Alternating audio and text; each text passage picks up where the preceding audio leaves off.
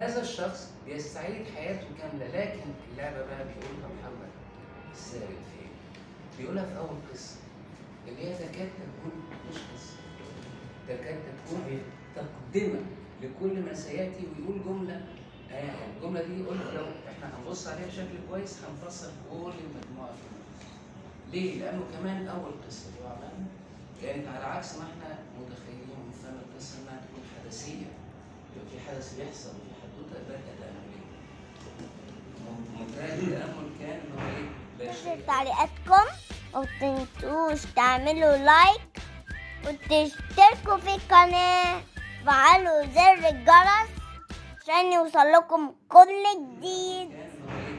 لا شيء يحدث في الحياة لأول مرة كل ما يحدث وما سيحدث لاحقا حدث بشكل أو بآخر من قبل. وهنا تركيزتين، حدث أو سيحدث ومما يحدث سوف يحدث. بيقول إيه الراجل ده بيلعب لغة، ولعب اللغة هنا حصل فيه منطقة من المجازات اللي أنا تتبعتها بشكل كلاسيكي، حاجة منها مجازات شديدة القوة والجدة والتظاهر. يعني مثلا إيه ما يكفي لتعبئة روحي من الحزن مثلا.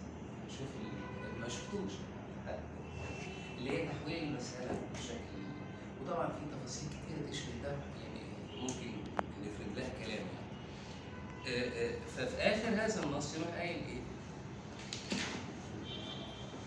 بعد ما خلص الحدوتة والكرسي وهو قاعد في مستشفى الأمراض العقلية أصلا يعني، أو أمراض نفسية، مستشفى نفسي يعني، في حد جنبه في واحدة ست وبتخلع القفاز ونقليه، وبعدين هنا بقى يروح باصص للسقف ومستحضر شخصا في المشهد ليس موجود، ويبتدي يبقى الحوار مع هذا الشخص الذي ليس موجود. احنا بنلعب ميتافيزيك بس كده. فيقول لك ايه؟ لما هي خلعت القفاز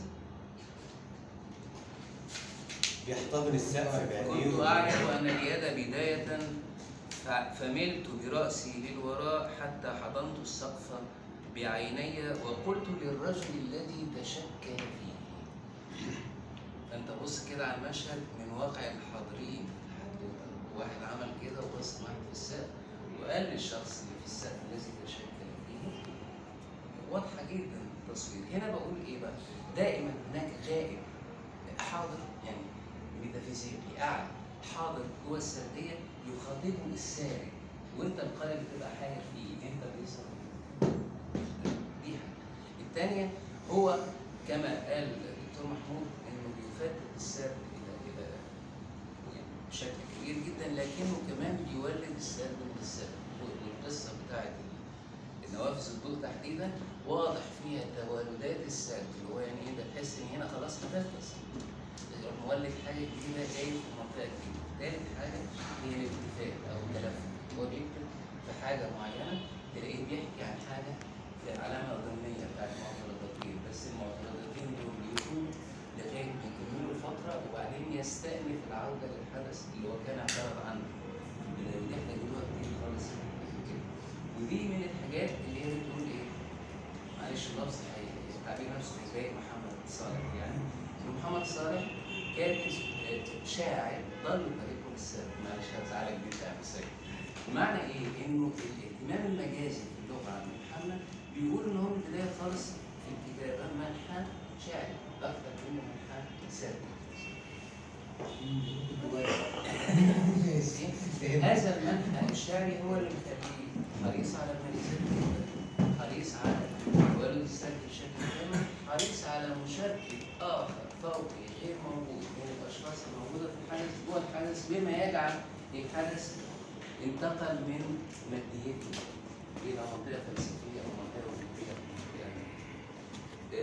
هل دي كتابه يعني جديده على محمد؟ لا، هي محمد ماشي بيلاقي ده بشكل كويس خالص في ساعه كتاباته وهو بيكرس مجال بصمه. هذه البصمه مستفيده بشكل كبير.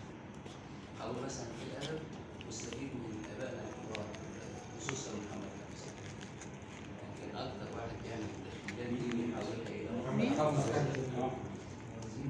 كان طبعا عندنا مثال موجود في هنا محمد حسن الدكتور برضه طلع مجموعه تجارب تجريبيه الى احمد حسين.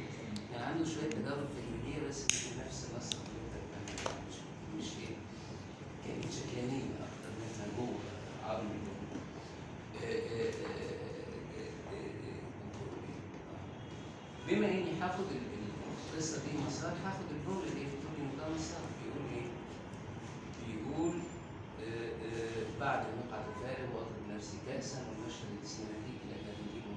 الخنس المهيب المفروض يقول لك يرتكب الناس جرائمهم ومحبتهم فرادى، لكنهم يرتحلون إلى المنافي في جماعات وكأنهم يتلذذون بمشاهدة العداء.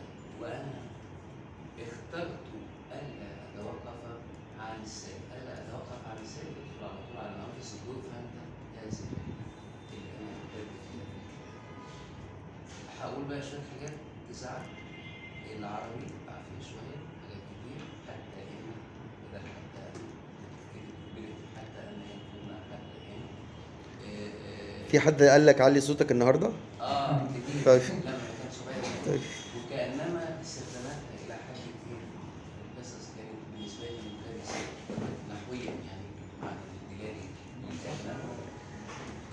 فأكثر من حاجة بالشكل دوت زعلتني، وكمان ظهرت عيناه بالرافع في حالة كانت منصوبة، ودي عملت لي كده يعني أول ما قالتها. ايوه زود من ده الله يخليك عشان خاطر هو عارف ليه.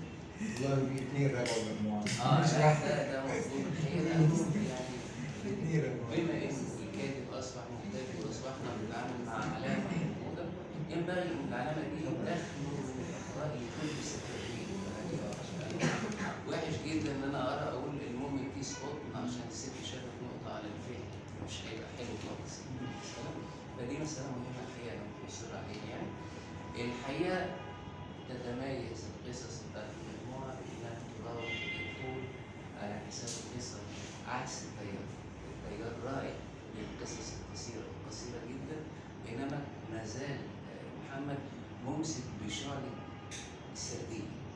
فكرة إنه أنا مش هعمل شوية تجارب وخلاص وأسيبك التفصيلات المختلفة، لا، أنا عايز آخدك من إيدك، لأن أساس السردية في النهاية إن أنا آخدك من إيدك وأحكي لك حكاية وألف بيك في عوالم، وكأنما أتبنى وأتقمص روح الشهرزاد وهي ماسكة شهريار العالمين معها. مجموعة مهمة تستحق كتير كتابة، والحقيقة في كتابة تفصيلية بشكل أنا جاي من المحاضرة على طول على هنا كده، بس في كتابة تفصيلية ماسكة كتير من الجوانب اللي هي تقول إيه. نفس اللي حضرتك حكيته من شوية اللي هو فكرة إنه حتى دلوقتي ما بقاش النقد الأسطوري أو النقد البنيوي أو النقد على مدرسة بعينها هو اللي يمشي، لا، النقد الثقافي المتعدد اللي بيخلينا حتى تعدد الاختصاصات، يعني خلينا نقدر نقول فعلا الطروحات اللي حضرتك طرحتها بتخص ما يتعلق بنظرية الأوتار ومسح العوالم الموازية وما إيه، كل ده متجسد بالفعل بالقوة مش بالقصد، يعني مش رايح يعمل قصة تتعامل مع هذه العوالم، لكن تفاعله مع هذه العوالم خلى الشكل ده يتجلى من خلال أسلوبيته القصصية. كانت مهمة جدا. شكرا يا أستاذ حسام.